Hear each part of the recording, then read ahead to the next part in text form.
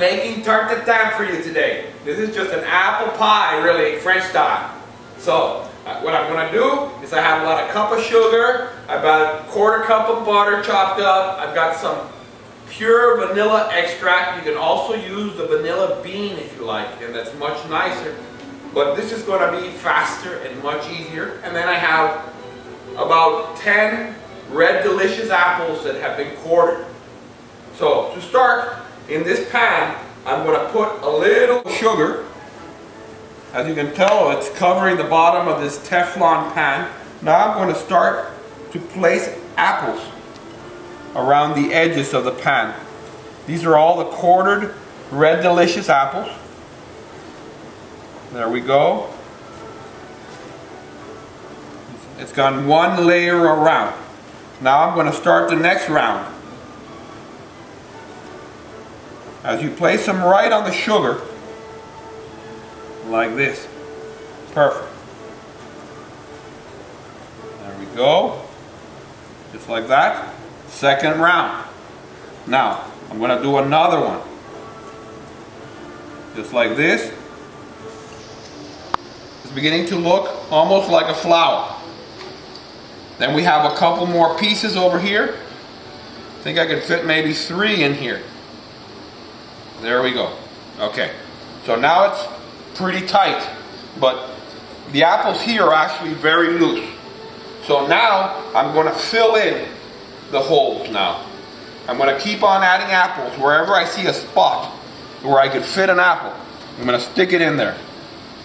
It's going to take away a little bit of the design, but not too much. So as I continue sticking apples in here, it's beginning to become very tight in here. Now, as I do it, can you see? Now I see another little hole here. Stick one in there. Let's take another piece. Stick it in there. I see another little gap over here. Fit one in here. It's very important that the pan becomes very, very full and tight. I'm applying quite a bit of pressure now to get these last few pieces in without moving the whole thing.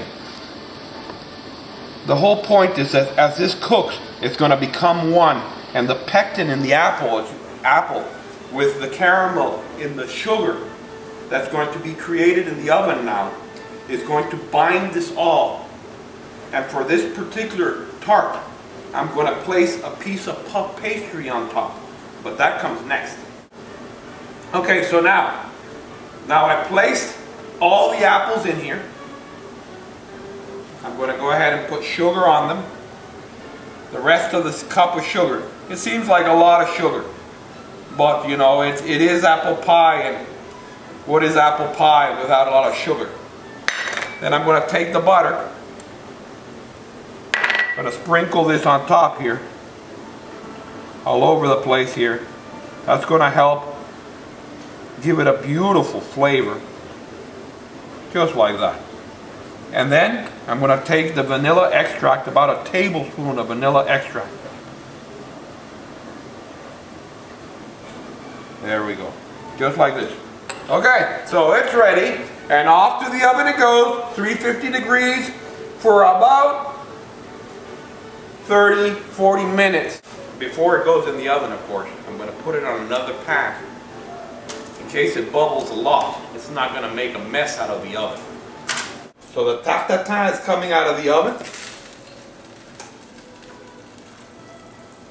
It's going to begin to bubble up here. The apples, they're already almost cooked, but what I want now is caramel. I'm looking for caramel. Come over here and take a look. Can you see how you're beginning to see a little bit of the caramel color? This is perfect. So now I'm going to turn the apple a little bit just to make sure it's not sticking to the pan, but you see it's all like one piece now. I'm going to take some puff pastry. I'm going to place it right on top of the apple, just like this. I'm going to take a knife and I'm going to trim it to the edge of the pan. Just like that.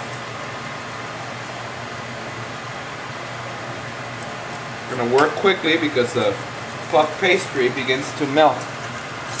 There we go. That's good.